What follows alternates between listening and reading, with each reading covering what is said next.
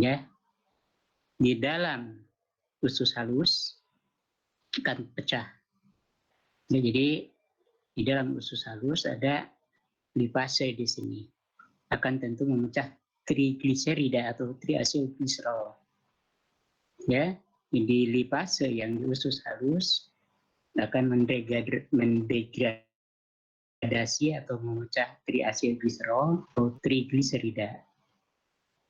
Ya, kemudian tentu saja asam-asam lemak yang dihasilkan dari proses pemecahan akibat adanya enzim lipase di usus halus ini dibentuk kembali di mukosa usus halus, ditata ulang menjadi trigliserida lagi. Ya, jadi tadinya yang sudah dipecah oleh lipase di usus halus di mukosa usus halus, ya, tata menjadi asil gliserol atau trigliserida baru. Ya, kemudian berinteraksi dengan apoprotein C di mukosa usus halus. Dan tentu ya, bukan cuma sekedar trigliserida atau triacylglycerol saja yang membentuk kompleks dengan apoprotein yang disebut apoC tadi, tapi juga ya ada kolesterol, ya, kemudian ada fosfolipid gitu ya, dan lipoproteinnya disebut kilomikron. Ini saya ulangi, kilomikron ya, mengandung trigliserida eksogen dari makanan yang masuk, kolesterol eksogen ya, kemudian juga ada fosfolipid eksogen, jadi berasal dari makanan yang kita makan. Membentuk kompleks, lipid-lipid tersebut membentuk kompleks ya dengan protein, apoC protein. Dan tentu nanti masuk ke ya pembuluh darah dan dibawa. Ya, tentunya dalam hal ini dalam perjalanannya menuju sel-sel yang membutuhkannya, ini salah satu contoh ya, miosit atau adiposit, ya, kelenjar miosit atau adiposit, di mana nanti salah satu lipidnya itu masuk ke dalam sel tersebut, dan tentunya dalam hal ini nanti ya disimpan di dalam sel tersebut. Apanya? Lipidnya. Boleh jadi trigliserida kemudian dipecah menjadi asam lemak, ya, dan kemudian juga asam-asam lemaknya itu terdioksidasi itu menghasilkan energi yang dibutuhkan, atau di reesterifikasi untuk disimpan gitu loh. Jadi dalam perjalanannya perhatikan kilomikron itu dari mukosa usus halus ya masuk ke aliran darah, dan nanti tentunya apa yang dibawa oleh kilomikron tersebut ya akan ya kemudian masuk ke dalam sel, dan di dalam sel asam-asam lemaknya dan perjalanannya juga ya dari lipoprotein lipase ini tentu saja akan ya mendegradasi triacylglycerol atau trigliserida menjadi asam-asam lemak dan gliserol. Nah, boleh jadi dalam perjalanannya si kilomikron itu trigliseridanya dipecah oleh enzim lipase, ya tentu jadi asam-asam lemak dan ya dan gliserol. Nah, tentu saja kilomikron itu pergerakannya yaitu dari mukosa usus halus membawa lipid-lipid eksogen ke seluruh sel di dalam tubuh. Itu intinya. Ya, dan tentu saja salah satu contoh yang kemudian masuk ke dalam sel, jadi dalamnya itu tentu nanti dibebaskan asam-asam lemak, ada kemungkinan dioksidasi membentuk energi yang diperlukan. Ya, asam lemak juga merupakan sumber energi yang sangat penting, bukan cuma sekedar karbohidrat. Ya, Dan tentu saja dalam hal ini selain yang dioksidasi asam lemaknya bisa direesterifikasi dan tentu menjadi lipid cadangan yang ada di dalam sel. Itu yang akan tentunya harus Anda pahami baik-baik. Bagaimana masuknya lipid eksogen dalam bentuk kompleks kilomikron.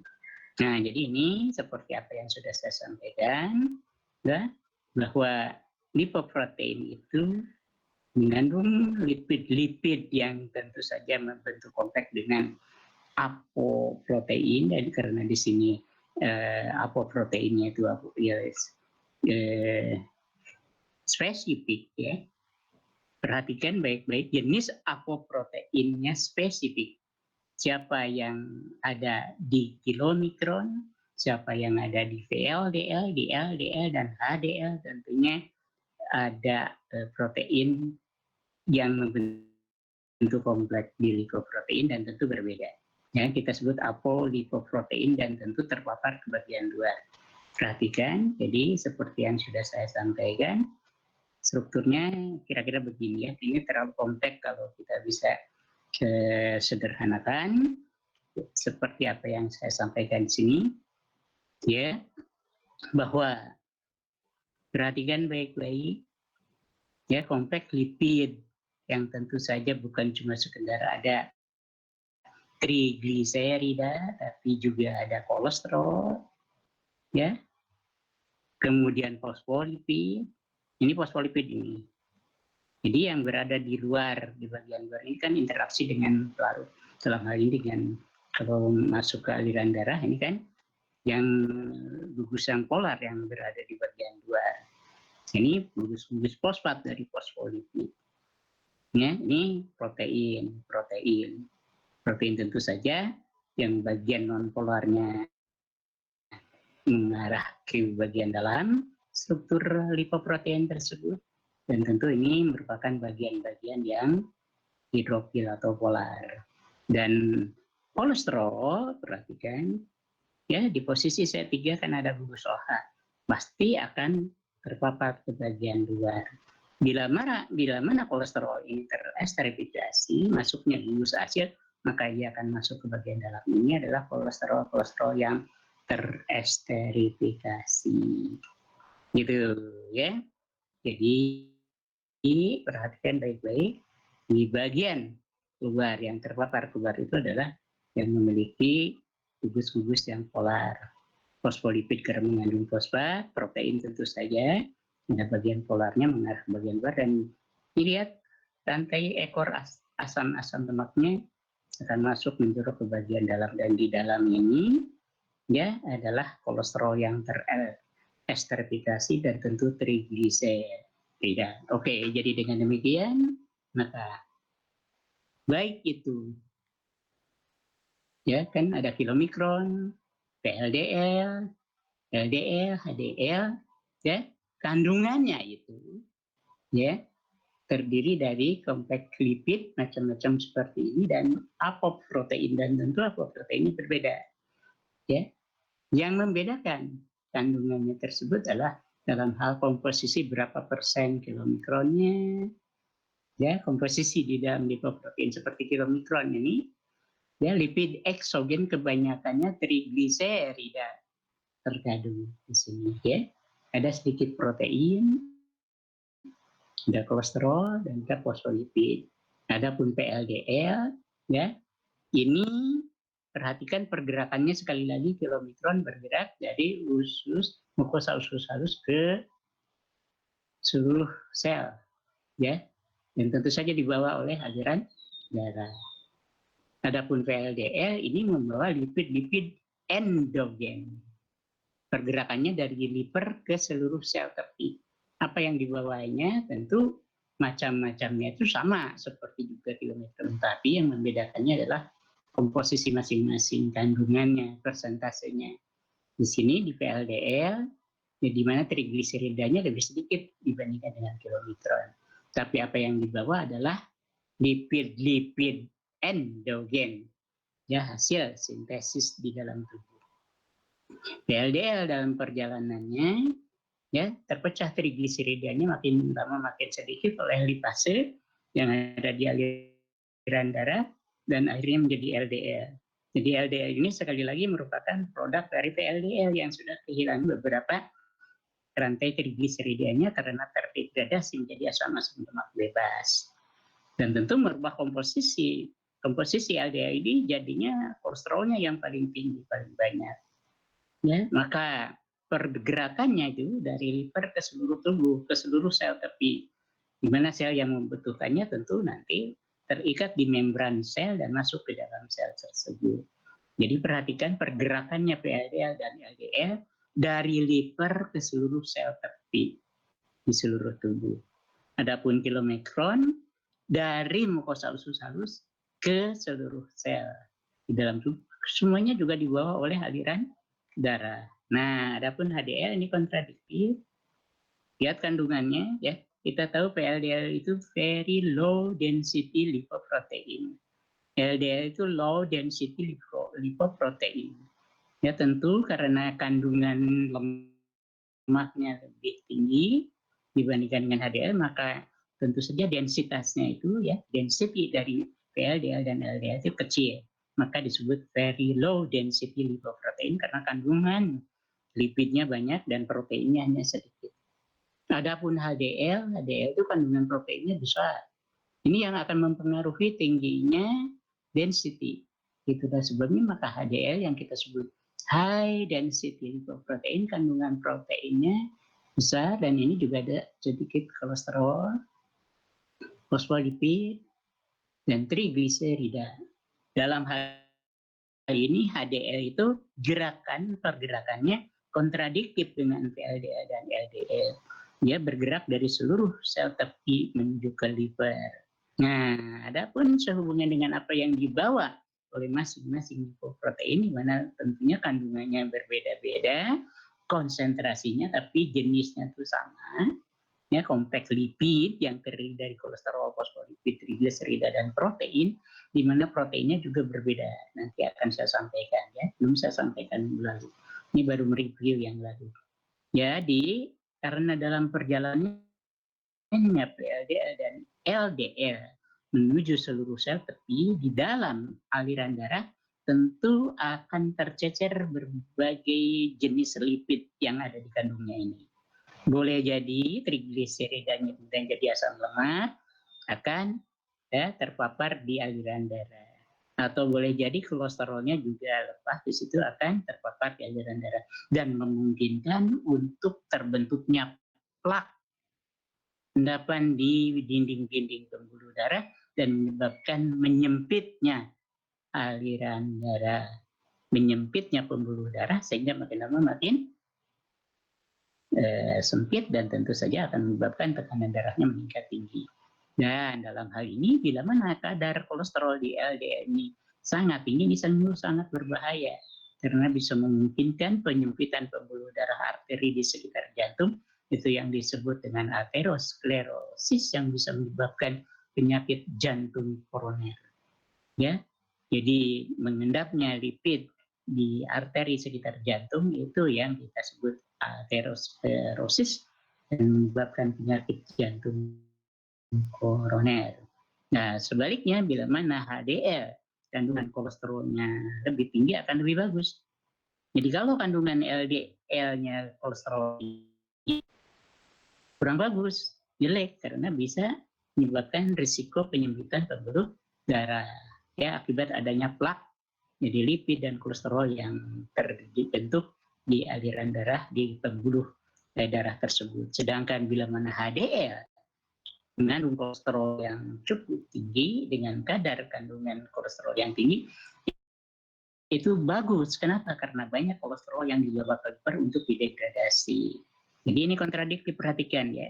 Kalau VLDL dan LDL kandungan kolesterolnya tinggi itu cukup sangat berbahaya dan riskan bisa terbentuk endapan atau plak-plak di sekitar pembuluh darah yang menyebabkan penyempitan pembuluh darah.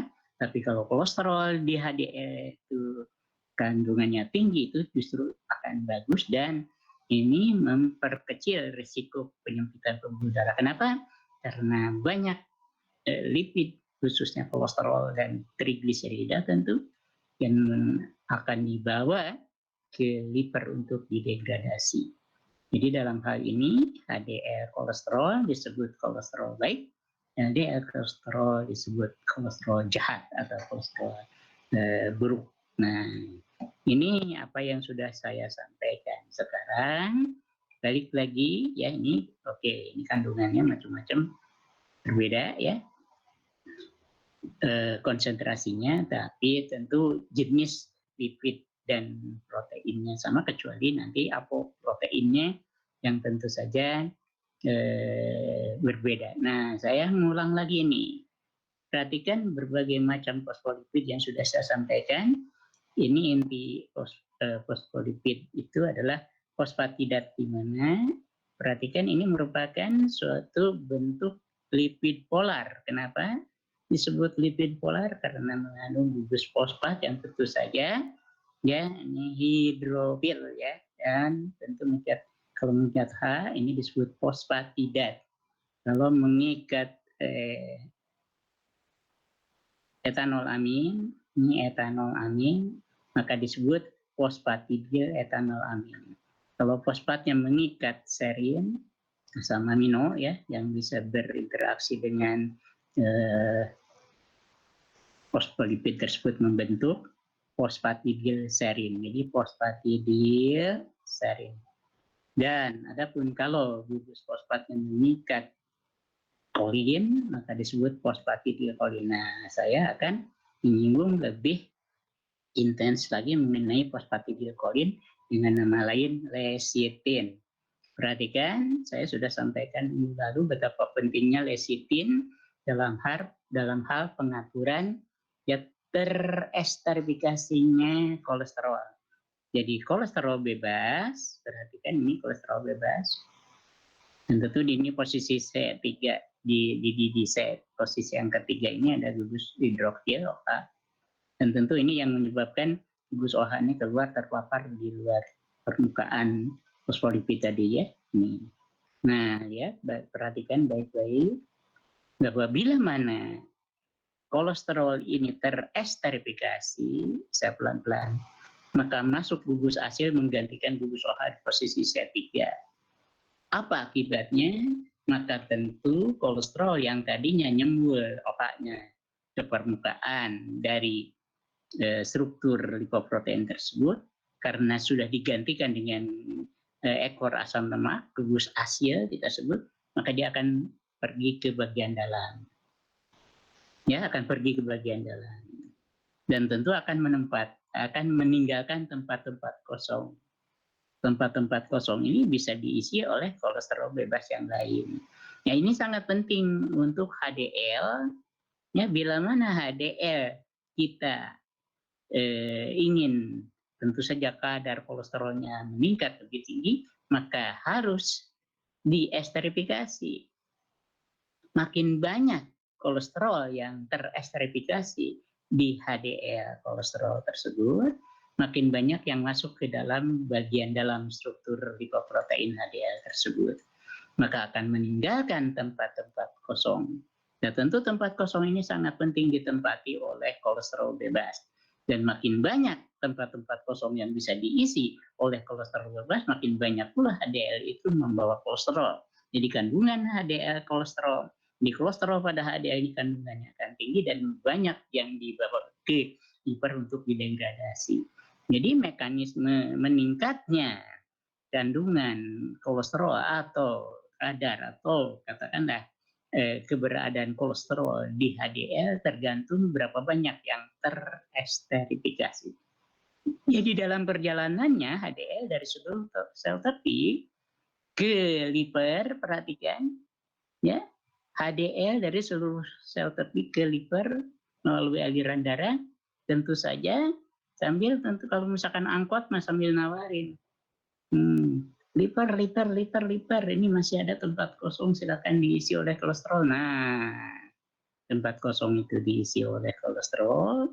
Kenapa? Karena kolesterolnya banyak yang teresterifikasi sehingga masuk ke dalam bagian dalam. dari struktur lipoprotein HDL tersebut meninggalkan tempat-tempat kosong yang bisa diisi oleh kolesterol bebas. Maka itulah yang bisa menyebabkan tingginya kolesterol pada HDL, itu yang kita harapkan. Makin tinggi kadar kolesterol yang terkandung pada HDL, makin bagus. Sekali lagi, kenapa? Karena makin banyak kolesterol yang dibawa ke liver untuk didegradasi. Ya, bagaimana caranya supaya banyak kolesterol yang terestrifikasi? Maka perlu kehadiran lecithin. Kenapa? Karena lecithin ini merupakan substrat. Selain kolesterol, ada lecithin. Harus ada lecithin. Kenapa? Karena enzim yang bekerja untuk mengesterifikasi kolesterol, enzimnya LCAT. Lecithin, ya, asil L-nya lecithin, C-nya kolesterol, A-nya asil, T-nya transferase. Artinya apa? Enzim LCAT itu mentransfer gugus asil ke sini nih, ke posisi C3OH. Ya, OH yang di C nomor 3. Jadi dengan demikian tentu saja akibatnya, ya, kolesterol sekali lagi masuk ke dalam bagian dalam struktur lipoprotein, meninggalkan tempat-tempat kosong.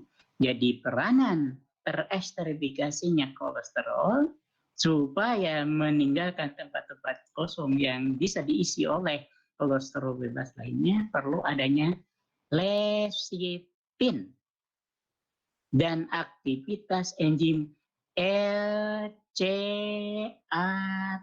sungguh sangat penting. Karena nanti, ya, gugus asil dari lecithin ini nih, ekor asam lemaknya, ya, ditransfer ke C3, maka teresterifikasilah dia. Jadi enzimnya sekali lagi LCAT, lecithin, kolesterol, asil transferase. Jadi dengan demikian tentu saja akan nantinya sangat penting bagi peningkatan kadar kolesterol yang terdapat di dalam HDL. Ya, tergantung dari berapa banyak kolesterol bebas yang teresterifikasi dan berapa banyak tempat-tempat kosong yang bisa diisi oleh kolesterol bebas, dan tentu nanti akan diangkut ke liver untuk didegradasi, atau mungkin diperlukan untuk sintesis hormon-hormon seks, untuk sintesis provitamin D3, ya, untuk sintesis bile acid karena berasal dari kolesterol. Nah, itu yang sudah tentu saja saya sampaikan. Dan sekarang perhatikan baik-baik, ya, apa jenis lipoprotein yang terdapat di dalam ini. Oke lah, bisa dibaca ya berapa densitinya masing-masing yang menyebabkan kalau HDL itu densitasnya tinggi karena mengandung protein yang banyak. Nah, ini, ya, plasma lipoprotein. Perhatikan baik-baik di kilomikron itu, selain tadi saya sudah sampaikan apoproteinnya C dan E, tapi ada juga apoprotein B48. Ya, apoprotein B48 itu terdapat pada kilomikron. Ya, B48 itu artinya protein tersebut mengandung 48 asam amino. Jadi jenis-jenis apoprotein yang bisa berinteraksi atau membentuk kompleks dengan lipid itu ada apoprotein A, apoprotein B, apoprotein C dan E. Dan tentu masing-masing, ya terkandung pada seperti ini. Kilomikron atau kilomikron remnan itu bakat-bakat neutron, ya. Kilomikron remnan, dia perhatikan baik-baik. Saya belum menyampaikan, ya, di sini, ya. Nah, kilomikron tentu dari makanan, ya, yang dimakan masuk ke usus halus untuk kilomikron. Nah, ini kilomikron remnan itu ini. Ya, jadi sebelum masuk ada ke liver, ada jaringan periferal yang lain, ya, kecuali ke ginjal. Jadi kilomikron nggak masuk ke ginjal, masuk ke sel-sel tepi, masuk juga ke liver, ya, ke jaringan adiposit, nosit tadi saya sudah sampaikan, dan tentu saja nanti akan dipecah, ya, kandungannya itu menjadi trigliserida, kolesterol dibebaskan, baik itu di jaringan-jaringan periferal ataupun di liver, dan tentu nanti mungkin trigliseridanya juga dipecah menjadi asam-asam lemak.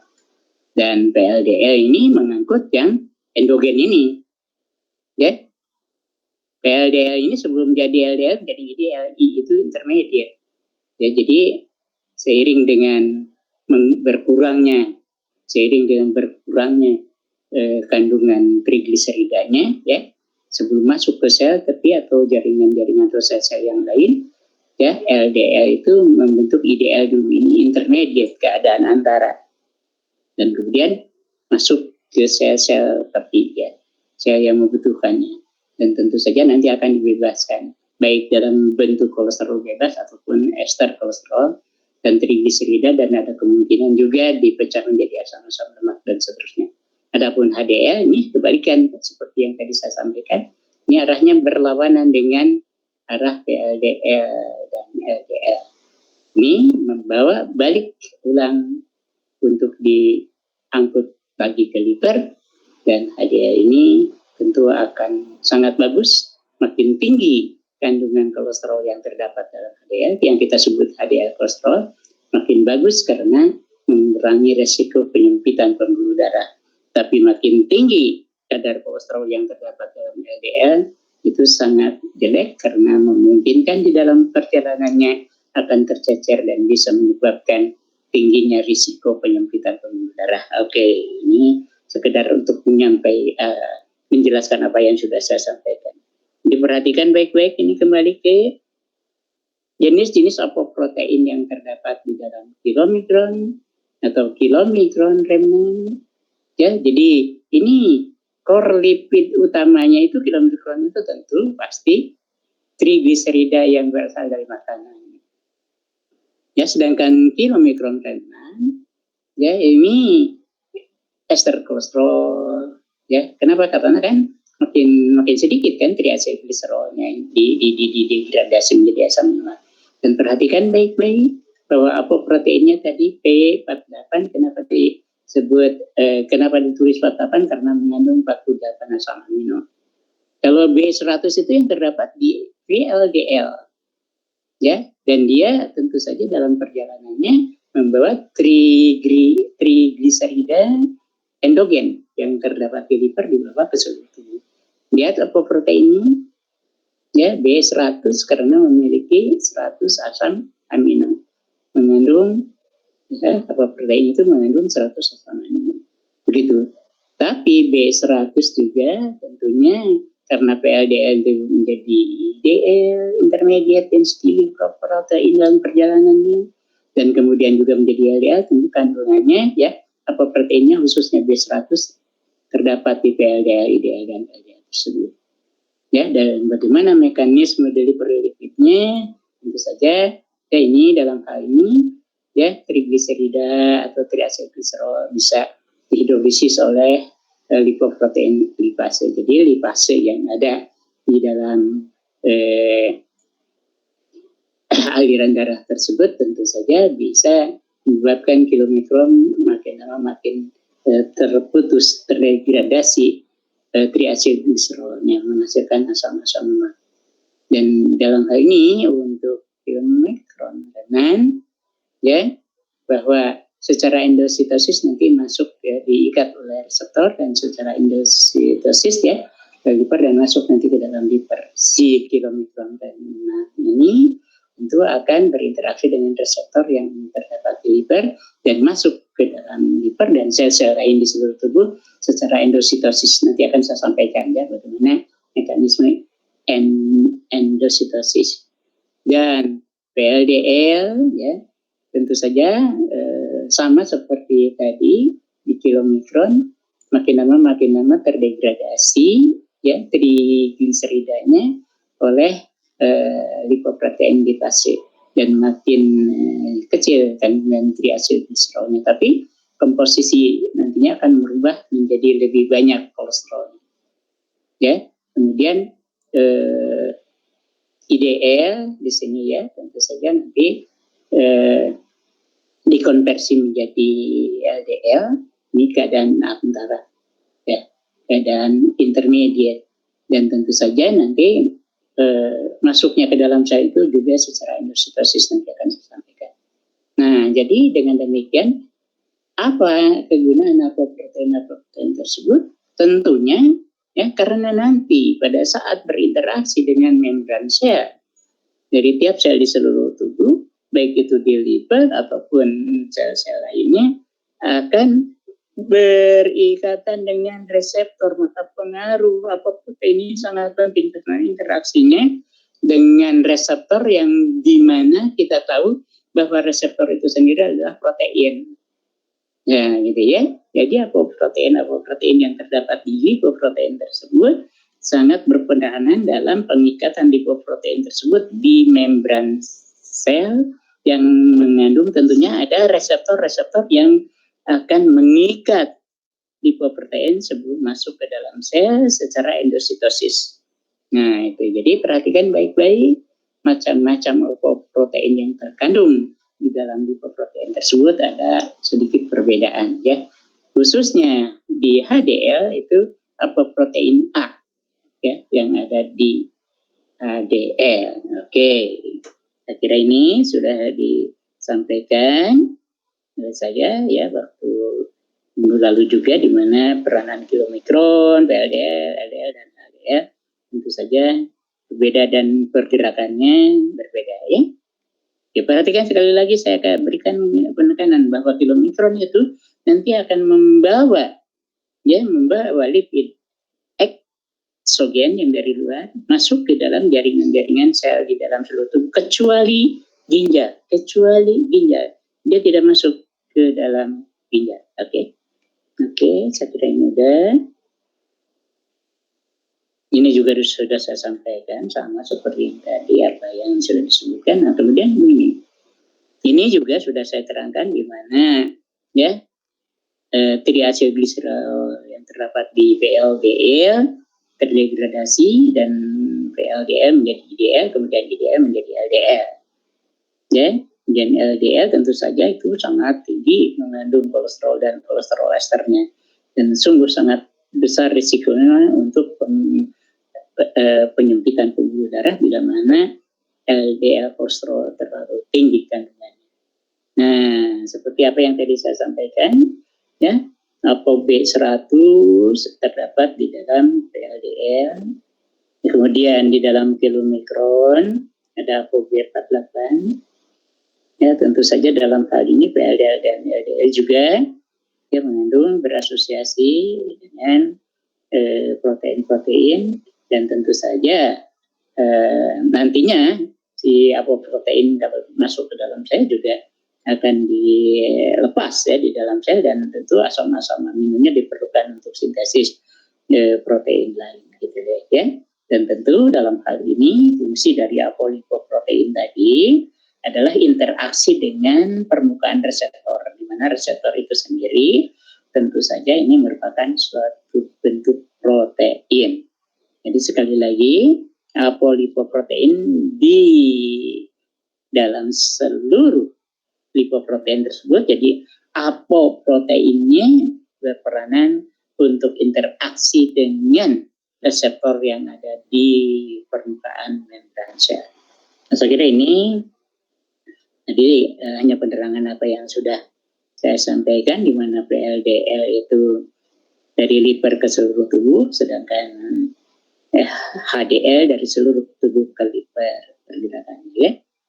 Nah, menyinggung sedikit apa yang tadi saya sudah sampaikan, betapa pentingnya kehadiran reseptor. Reseptor LDL, reseptor HDL, reseptor kilomikron tentu ada di permukaan di dalam membran sel. Ya, tentu saja lipoprotein yang berinteraksi di permukaan membran sel pasti akan berikatan dengan reseptor. Ya, nah sekarang kita lihat yang sangat penting perlu saya sampaikan. Perhatikan reseptor LDL, artinya dia nanti yang berinteraksi dengan low density lipoprotein. Sekali lagi reseptor itu adalah protein. Maka tentu yang berinteraksi dengan LDL reseptor itu adalah ApoB100-nya di LDL. Karena kan ApoB100 itu protein, interaksi protein-protein.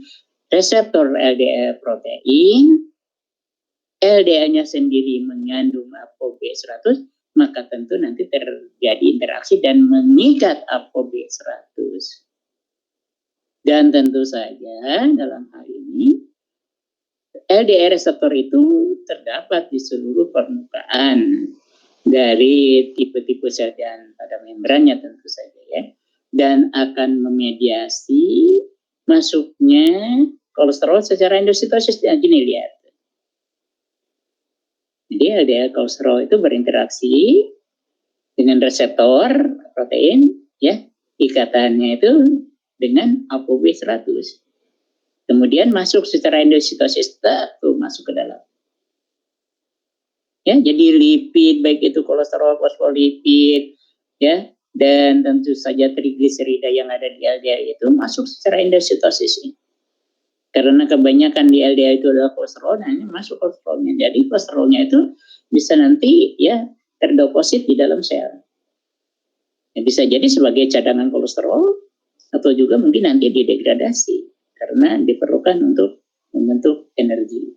Nah, dalam hal ini tentu saja ya lipase di lisosom ya, dan perhatikan ini masuk ya, dan tentu akan berdifusi dan secara endositosis masuk berdifusi dengan lisosom, dan di dalam lisosom itu akan ada tentu saja ada enzim-enzim lipase atau protease. Lipasenya akan memecah trigliserida, ya. Kemudian proteasenya juga memecah apoprotein ApoB100, jadi akan terbentuk hasil degradasinya tentu asam-asam lemak dan asam-asam amino. Dan kolesterolnya juga tentu nanti akan sehubungan dengan disimpannya kolesterol tersebut dalam bentuk kolesterol ester.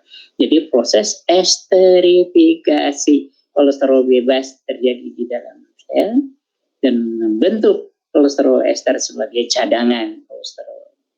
Ya, tentu makin banyak kolesterol yang terdeposit sebagai kolesterol ester di seluruh sel di dalam tubuh, tentu ini akan menyebabkan makin lama obesitas karena kandungan lipid, kandungan lemak, trigliserida dan kolesterolnya tinggi.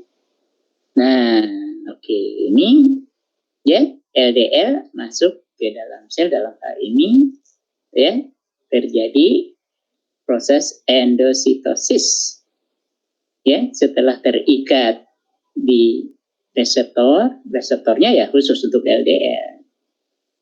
Interaksi ApoB100 dengan reseptor dan kemudian secara endositosis masuk ke dalam sel. Nah, di dalam sel sekali lagi ya trigliseridanya bisa dipecah menjadi asam-asam lemak bebas oleh lipase lisosom. Protein ApoB100-nya didegradasi oleh protease yang juga tentu saja akan menghasilkan nanti ya asam-asam amino bebas, dan kolesterolnya juga sehubungan ya dengan kebutuhannya untuk penyusuan membran sel, karena kolesterol juga itu sebagai penyusun membran sel ya. Kelenturan dan fleksibilitas dari membran sel itu juga karena kandungan kolesterolnya. Tapi boleh jadi disimpan dalam bentuk kolesterol ester karena proses esterifikasi terjadi seperti apa yang tadi sudah saya sampaikan. Nah, jadi sekali lagi apa yang sudah saya sampaikan, ya reseptor memediasi proses endositosis. Ya, jadi reseptor itu ya protein yang berinteraksi dengan ApoB100 itu berikatan mengikat LDL dan nanti akan terbentuk suatu katakanlah membentuk endosom ya. LDL yang masuk ke dalam sel itu membentuk suatu endosom. Itu kita sebut endosom. Membentuk endosomnya akan berfungsi dengan lisosom dan tentu akan terjadi pemecahan organel ya, digestif organel, dan tentu saja enzim-enzim yang ada di dalam lisosom itu seperti yang tadi saya sampaikan akan mendegradasi apa yang terdapat di dalam LDL, membebaskan kolesterol, kemudian terjadi esterifikasi, protein dipecah menjadi asam-asam amino, trigliserida dipecah menjadi asam-asam lemak yang tentu saja diperlukan oleh sel, baik itu sebagai cadangan lipid atau kandungan asam aminonya diperlukan untuk sintesis protein atau sintesis enzim. Nah ini endositosis, jadi pelan-pelan ya, pelan-pelan tak masuk dalam sel ini, pemasukannya di pelan-pelan diikat oleh reseptor ApoB100 itu berinteraksi dengan reseptor dan pelan-pelan masuk set endositosis. Nah jadi regulasi LDL dalam hal ini keberadaan kolesterol di dalam sel ya, keberadaan kolesterol di dalam sel, perhatikan, mengurangi sintesis lebih banyak kolesterol dan menginhibisi produksi LDL reseptor. Perhatikan betapa pentingnya keberadaan LDL reseptor. Sekali lagi, betapa pentingnya keberadaan LDL reseptor. Perhatikan, sekali lagi saya ulangi. Betapa pentingnya keberadaan LDL reseptor. Bila mana hal ini terjadi, apa yang terjadi? Hambatan produksi LDL reseptor terjadi. Ya, kenapa? Karena keberadaan kolesterol di dalam sel tinggi yang menyebabkan sintesis lebih banyak kolesterol di liver itu menjadi berkurang, akan menghambat produksi LDL reseptor. Apa akibatnya? Ya, apa akibatnya? Bila mana reseptornya berkurang, maka interaksi masuknya LDL ke dalam sel itu menjadi berkurang. Maka dia tidak bisa masuk ke dalam sel. Nah, ini yang menyebabkan kolesterol terakumulasi di plasma darah itu begitu. Ya, perhatikan. Gitu. Makin banyak LDL kolesterol akan menyebabkan, perhatikan, akan menyebabkan tentu lebih cepat LDL itu dimasukkan ke dalam sel ya. Tapi makin sedikit reseptor sehingga tidak memungkinkan lebih banyaknya interaksi antara LDL dan reseptor dan memungkinkan LDL masuk ke dalam sel, ya, maka tentu ini akan menyebabkan terakumulasinya kolesterol di dalam plasma darah, dan ini yang menyebabkan terdepositnya kolesterol yang cukup banyak di aliran darah, khususnya dinding-dinding arteri yang bisa menyebabkan aterosklerosis. Ya, gitu. Karena dalam hal ini tentu saja, ya, akibat dari terlalu banyaknya deposit kolesterol di dalam sel yang mengurangi tentu saja produksi LDL reseptor, sehingga kalau kolesterolnya nanti bermigrasi, LDL kolesterol mau masuk ke dalam sel, itu tidak bisa berinteraksi karena kehadiran LDL reseptornya juga terhambat. Jadi inhibit production of LDL receptor. Sekali lagi, betapa pentingnya keberadaan reseptor LDL di permukaan membran sel untuk tentu saja berinteraksi dengan LDL dan kemudian masuk secara endositosis ke dalam sel. Aman kalau kolesterolnya itu sudah masuk ke dalam sel. Tapi justru sangat berbahaya bila mana kolesterol itu tidak bisa masuk secara endositosis ke dalam sel akibat kekurangan reseptor. Sehingga dengan demikian banyak kolesterol yang terakumulasi di plasma darah. Dan kebanyakan kolesterol itu akan menjadikan arterinya itu menyempit. Dinding pembuluh darah akan menyempit karena terdeposit kolesterolnya terdeposit di dinding-dinding pembuluh darah. Dan tentu ini yang kita sebut dan penyempitan pembuluh darah di arteri jantung yang kita sebut aterosklerosis, dan dengan kata lain ini penyakit jantung koroner bisa terjadi. Jadi dengan demikian tentu saja makin banyak LDL kolesterol yang diangkut dari liver ke seluruh sel tubuh, ke seluruh sel tepi, ya, dan ketidakhadiran dari reseptor LDL-nya yang mencukupi untuk interaksi dengan LDL tersebut menyebabkan terhambatnya masuknya LDL kolesterol masuk ke dalam sel, karena proses endositosisnya juga akan minim akibat reseptor LDL-nya juga produksinya terhambat. Itu kira-kira ya, bisa ditangkap ya. Oke.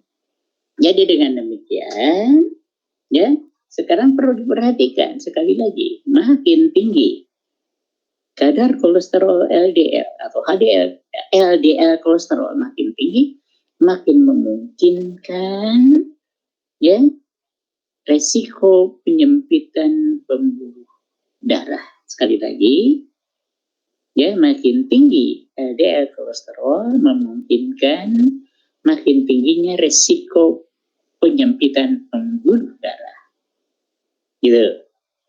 Ya, karena seperti yang tadi saya sampaikan, akibat banyaknya kolesterol yang terdeposit di dalam sel menyebabkan terinhibisinya sintesis LDL reseptor. LDL reseptornya berkurang, interaksi LDL dengan reseptor pun berkurang, sehingga proses endositosis masuknya LDL kolesterol ke dalam sel itu terhambat, sehingga kolesterol banyak menumpuk di plasma darah yang bisa menyebabkan penyempitan pembuluh darah karena terjadi deposit di dinding-dinding pembuluh darah. Tapi perhatikan, peranan HDL di sini sungguh sangat penting. Bila mana ada kolesterol yang banyak tercecer di aliran darah karena tidak mungkin masuk seluruhnya ke dalam sel, peranan HDL sungguh sangat penting dalam hal membawa kolesterol yang tercecer di plasma darah yang tidak bisa masuk ke dalam sel karena reseptor LDL-nya berkurang, ya, kolesterolnya akan dibawa oleh HDL ke liver, dengan catatan bila mana kolesterol bebas di HDL itu banyak yang teresterifikasi sehingga menyebabkan adanya banyak tempat-tempat kosong di bagian permukaan. Jadi saya balik lagi ke sini supaya lebih jelas nih. Kan begini. Lihat nih. Ya. Misal ini adalah struktur HDL kolesterol. Makin banyak kolesterol bebas yang teresterifikasi karena kecukupan adanya lecitin dan aktifnya enzim LCAT, maka kolesterol di HDL ini akan teresterifikasi dan masuk ke dalam bagian inti struktur lipoprotein HDL tersebut, meninggalkan tempat-tempat kosong yang bisa diisi oleh kolesterol bebas yang tadi berada di aliran darah. Dan tentu saja syarat supaya ada tempat-tempat kosong yang bisa diisi kolesterol bebas, kolesterol yang ada di permukaan yang tentunya harus lebih dulu teresterifikasi. Jelas ya? Bisa dipahami? Halo? Retno? Bisa diikuti? Bisa, Pak. Ya, itu intinya di situ kata kuncinya. Sekali lagi, makin tinggi kolesterol yang ada di HDL makin bagus. Bayangkan, kalau ada kolesterol yang hasil ceceran LDL tadi akibat tidak bisa masuk ke dalam sel, ya, akan segera menempati tempat-tempat kosong tersebut di HDL dan dibawa ke liver untuk didegradasi. Aman dari resiko penyempitan pembuluh darah. Tapi dengan catatan, si HDL kolesterol bebas yang ada di permukaan ini harus masuk dulu. Syaratnya yaitu teresterifikasi. Dan untuk supaya bisa teresterifikasi, diperlukan kehadiran apa? Lecitin. Itulah sebabnya maka mengkonsumsi lecitin sungguh sangat penting. Apalagi kita dari orang biokimia supaya bisa mengatur pola makan yang baik, ya makan banyak lecitin. Tentu lecitin itu harus kita pilih lecitin yang nabati supaya ekor asam lemaknya itu merupakan asam lemak yang tidak jenuh, bukan yang asam lemak dari hewani, asam lemak jenuh. Jadi lecitin dari kedelai, lecitin dari tempe, sungguh sangat penting nanti peranannya dalam hal mengesterifikasi kolesterol bebas menjadi teresterifikasi supaya masuk ke dalam inti struktur lipoprotein HDL tersebut dan meninggalkan tempat-tempat kosong yang bisa diisi oleh kolesterol bebas yang mungkin banyak tercecer akibat ulah dari LDL yang tidak bisa masuk ke dalam sel dan tercecer di dalam aliran darah, di dalam plasma darah, dan bisa diangkut lagi oleh HDL tersebut ke liver untuk didegradasi. Maka sungguh sangat penting peranan dari HDL ini. Sekali lagi, makin tinggi kolesterol yang terdapat di HDL makin bagus, dan makin tinggi kolesterol yang terdapat di LDL dan VLDL makin jelek. Oke, saya kira sudah cukup jelas saya mengulangi apa yang sudah saya sampaikan. Ya, kembali ke sini. Ya, jadi dengan demikian tentu saja betapa pentingnya ya peranan HDL dalam hal mengangkut kembali kolesterol bebas yang kemungkinan tercecer di perjalanannya di dalam aliran darah.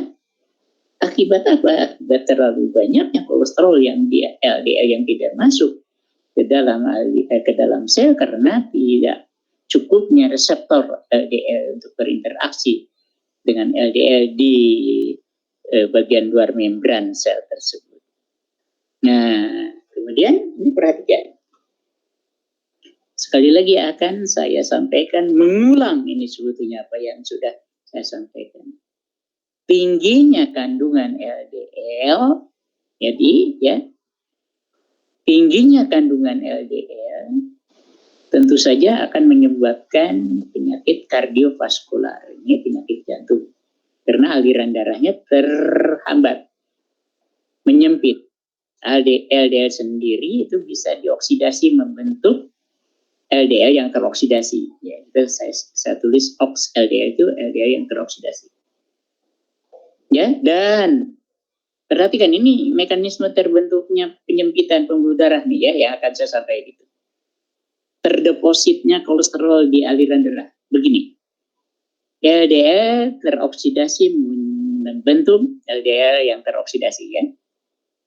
Kemudian juga si LDL yang teroksidasi itu diambil oleh sel imun yang disebut makrofag. Nah, LDL yang berinteraksi dengan makrofag tersebut akan membentuk suatu foam, busa, dan akan terjerat di dinding-dinding sel di aliran darah, pembuluh darah. Dan tentu saja inilah yang menjadi kontribusi pembentukan plak. Nih plaknya. Ini. Ya, perhatikan ini diperbesar 5 ml nih. Jadi plak-plak yang terbentuk di aliran darah, di pembuluh darah arteri sekitar jantung. Hanya memberi lihat betapa kecilnya aliran darah yang bisa dilalui ini, ya. Bisa dilalui oleh darah hanya segini. Itulah sebabnya maka tekanan darah juga menjadi meningkat akibat sempitnya pembuluh darah yang tentu saja terhalang khususnya oleh lipid dan kolesterol. Gitu. Jadi awalnya itu terbentuk busa dulu, dan nanti ada di dinding-dinding pembuluh darah makin lama makin tebal dan tentu makin menyempit. Ya, dan makin lama tentunya ini akan menjadi lebih keras. Karena lipid nih kan, kolesterol, trigliserida, lipid. Memang utamanya kolesterol. Dan karena pembuluh darah sudah tidak lentur lagi, akan mengeras. Ada kemungkinan ini pecah. Dan pecahnya pembuluh darah kalau ada di sekitar otak itu yang disebut stroke. Gitu. Jadi dengan demikian maka bahayanya kolesterol LDL ini bisa demikian. Karena kolesterol LDL yang teroksidasi kemudian berinteraksi dengan makrofag dan membuat suatu bentuk foam kayak busa gitu loh. Kemudian terbentuk lama-lama plak di dinding-dinding pembuluh darah. Dan hanya sekedar menyisakan sedikit untuk aliran darah. Dan ada kemungkinan ini makin lama ya mengeras dan bisa jadi ini bisa sepotong ini. Dan ini yang berbahaya. Kalau misalkan si plak-plak ini ada yang hancur sedikit misalkan, ini nanti ke bawah aliran darah dan bisa masuk ke darah pembuluh darah kapiler dan menghambat. Ya, karena pembuluh darah kapiler kan makin itu kecil dibandingkan dengan arteri dan vena. Bila mana serpihan-serpihan lemak ini kemudian potong, ya terputus dan kemudian masuk ke aliran ke pembuluh darah kapiler, nah, itu akan terjadi penyempitan di pembuluh darah kapiler. Ya, bisa jadi mungkin di daerah sekitar kaki dan itu yang bisa menyebabkan emboli. Ya, terhambat terhentinya dan tentu saja aliran darah tersebut, pembuluh darah tersebut tidak bisa mengalirkan oksigen. Ya, dan bisa jadi sangat berbahaya sekali bila mana bagian tubuh tertentu tidak teraliri oleh oksigen. Itulah sebabnya maka tolong diperhatikan baik-baik ya, karena ini di bagian ujung, karena plak-plak aterosklerosis yang terjadi di dinding-dinding pembuluh darah akan tentu saja menyebabkan makin sempitnya ya untuk aliran darah di pembuluh darah arteri dan bisa menyebabkan serangan jantung gitu ya. Jadi dengan demikian ini diawali dari ketidakhadiran reseptor LDL yang bisa menyebabkan tingginya kadar kolesterol darah dan penyempitan pembuluh darah yang kita sebut aterosklerosis kalau penyempitannya di arteri. Ya, dan tentu saja dalam hal ini ya ada juga faktor keturunan ini, faktor keturunan dari bila mana seseorang ayah penyakit diabetes, ibu penyakit diabetes punya kecenderungan menikah anaknya insya Allah membawa kecenderungan diabetes tersebut. Ya, ayahnya dan ibunya tekanan darahnya tinggi dan memungkinkan kekurangan LDL reseptor dan ini bisa diturunkan. Ya, mari kita ketahui bahwa individual homologiko mempunyai tingkat kandungan kolesterolnya sekitar 680 mg per desiliter per 100 ml sangat tinggi. Tapi individual heterogiko hanya 300 mg per desiliter. Sedangkan orang yang normal, orang yang sehat itu lebih kecil dari 200. Total kolesterol itu tidak boleh lebih dari 200 mg per 100 ml darah. Ya, dan kebanyakan individual homozigot itu meninggal pada saat masih usia muda karena penyakit kardiovaskular. Jadi ini diturunkan ya. Itulah sebabnya maka tentu saja sangat penting untuk dilihat sampai sejauh mana faktor-faktor pembawa dari orang-orang tua. Orang tuanya, ibu ayahnya gembrot, anaknya insya Allah gembrot. Begitu ya. Ini memang merupakan suatu hal yang perlu dicermati baik-baik. Dan hal itulah yang kita bisa pahami dan sudah kita pahami bersama. Nah ini hanya sekedar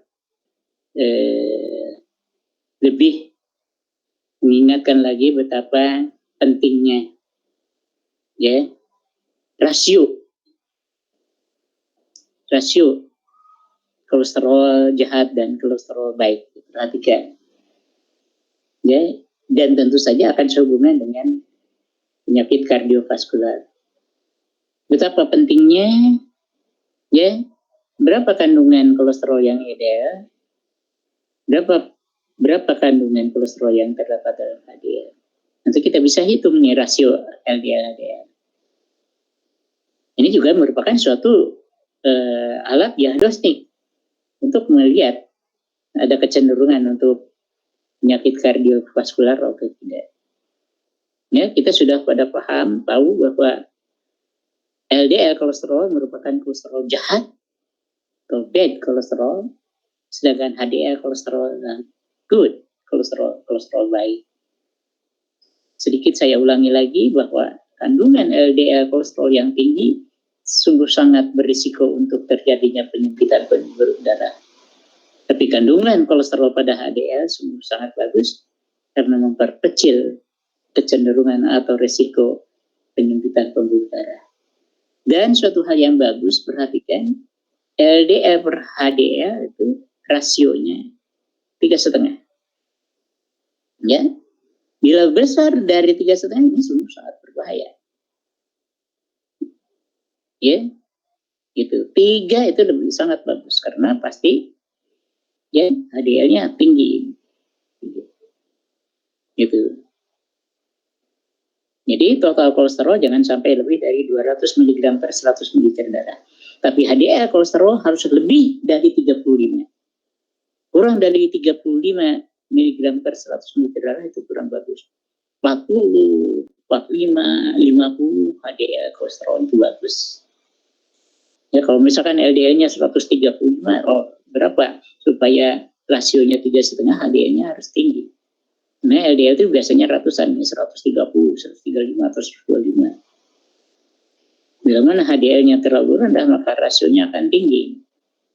Jadi LDL berbanding HDL itu harus 35. 3,5 ya, 3,5. Nah, tapi bagaimana peranan pencegahan HDL masih banyak diteliti dan belum begitu jelas. Tapi pada dasarnya intinya itu tadi, HDL kolesterol bisa meningkat kandungan kolesterol yang dibawanya bila mana banyak HDL kolesterol yang terdapat di HDL kolesterol bebas teresterifikasi supaya masuk ke bagian dalam lipoprotein HDL tersebut sehingga meninggalkan tempat-tempat kosong yang bisa diisi oleh kolesterol bebas. Dan makin banyak kolesterol yang dibawa oleh HDL makin bagus karena banyak kolesterol yang akan dibawa ke liver untuk didegradasi. Gitu. Jadi dengan demikian tentu saja dalam hal ini penting diperhatikan baik-baik betapa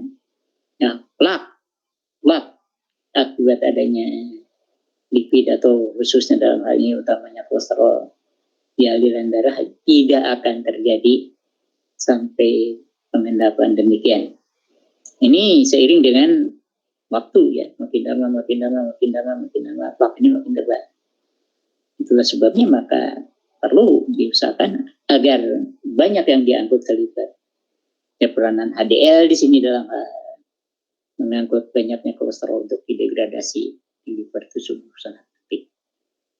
Nah, demikian. Jadi dengan demikian, ya, saya rasa sudah apa yang saya sampaikan ini penerangan, penjelasan dan penambahan sedikit apa yang sudah saya sampaikan minggu lalu.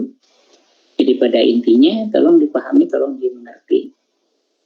Ya, satu tipe protein macam-macam ada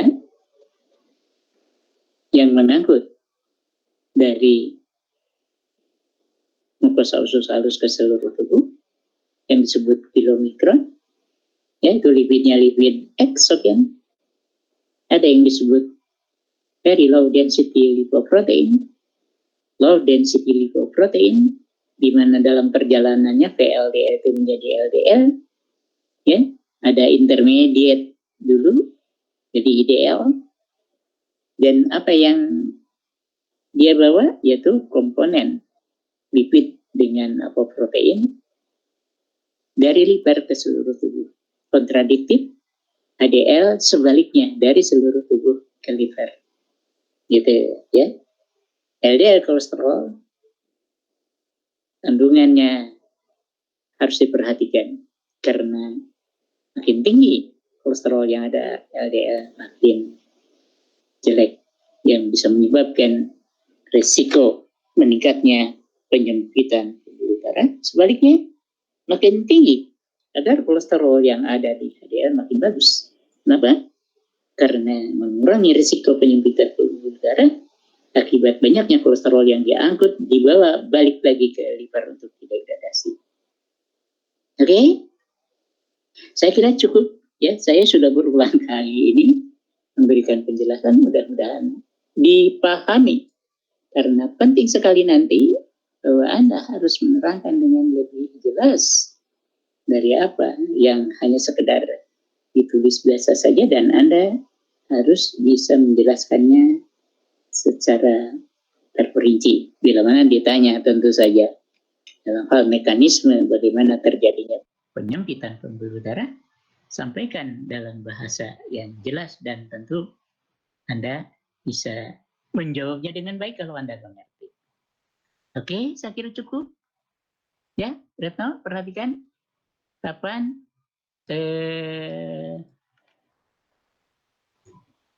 jadwalnya saya belum lihat nih. Tapi pada dasarnya sudah ada katanya. Ya, bisa dilihat jadwal ujian atau jadwal UAS dari biokimia. Lanjut. Dan tentu nanti UAS-nya mungkin pakai Google Classroom ya. Biasa saya pakai Google Classroom. Ya kan saya sampaikan linknya. Sekira cukup? Atau ada yang masih mau bertanya? Sudah berulang kali saya memberikan penjelasan. Kalau dari saya udah cukup, Pak. Cukup. Baik, terima kasih. Selamat berdiskusi dan tentu saja ya Anda boleh berdiskusi dengan teman-teman Anda kalau tidak mengerti. Ya. Dengan demikian selesai sudah. Alhamdulillah. Assalamualaikum warahmatullahi wabarakatuh. Waalaikumsalam warahmatullahi wabarakatuh. Waalaikumsalam warahmatullahi wabarakatuh.